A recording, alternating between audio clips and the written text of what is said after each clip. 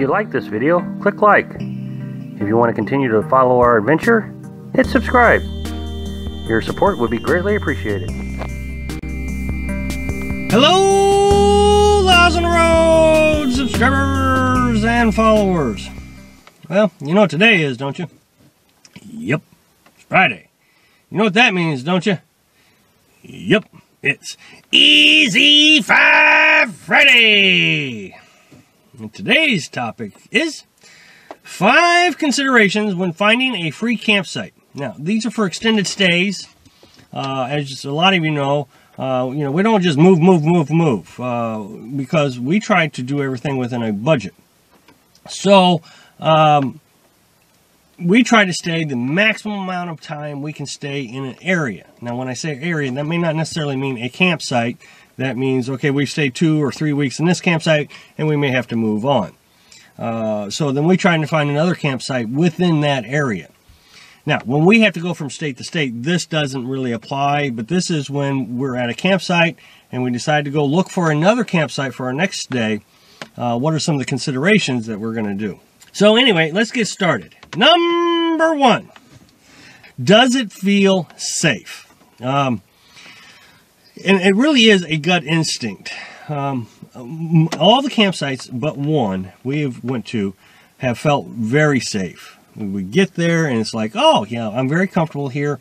I don't feel like there's a lot of threats. And then you can stay and everything's fine. We went to one and it was in Ray Springs, Tennessee. It was in the springtime and it really looked like a lot of homeless people had taken up residence there. They stayed well past the 14-day stay limit. Tires on their campers had gone flat. Tires on their cars had went flat. Hoods were up. But anyway, when we got there, we felt very unsafe. So we only stayed a day and then we moved on. But really it's a feeling. Do you feel like the folks around you are safe? Any strange activity going on, things that you just scratch your head on.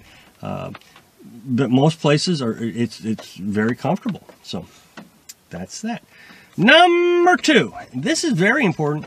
Road quality. The road getting into there. But some dirt roads are just that. It's an old logging road. And there's some of these roads that I really scratch my head on. If you had anything bigger than our pop-up, could you even get that thing down there? I heard a horror story where a person was following Google Maps, which I've done. Don't get me wrong, I've done it. But it is not a good idea to just specifically follow Google Maps, because it'll take you to some of the strangest places, some of the off-beaten paths. So check out with the road quality, can the camper even go through it? Low-hanging limbs, gullies full of water that even in the pop-up, I say the pop-up has a little bit more advantage, but you go through one of those gullies, some of them, it's so deep that the water could come up into the camper. So, you can't do that. The other problem is once you get down in this little narrow path, how are you going to turn the thing around? So let's say I do pick it up, turn it around. How am I going to get the truck to the other side to actually pull it? So it's something that you really need to consider. Road quality. Number 3, distance to town. I think the furthest that we had to go was 40 miles to town. What we have noticed is the further the distance, the less that we go, which means less money that we spend. Closer to town, more money spent, but more convenient. You run out of milk, you can run to town to get it. So these are the things that you need to consider. I mean, I've given a good point to each one, but if you really need milk and it's 40 miles away and you have to decide to do without because it's so far, that's a real disadvantage. On the other hand, it makes you really prepare what you're going to do if you're too far away.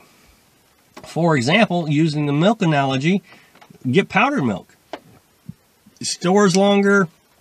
You always have it on hand.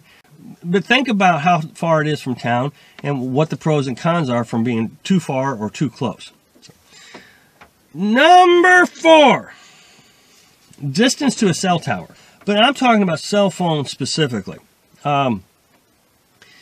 if you're out here in the wilderness and one of you or your wife, your husband, however you want to look at it, significant other, gets sick, heart attack, or something, something serious, and you have to call an ambulance,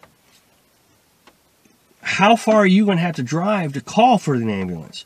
Are you going to get your sick partner into the vehicle and drive them until you get the cell signal? How far is it that you're willing to drive with a heart attack? Just using that as an example. So you may want to consider that when you're researching, have your cell phone and see if you have a signal.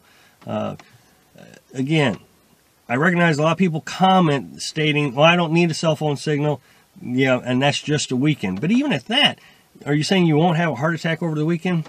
So anyway, just a thought. Number 5. Again, we live in our camper. So remember this before you tell me buy bottled water.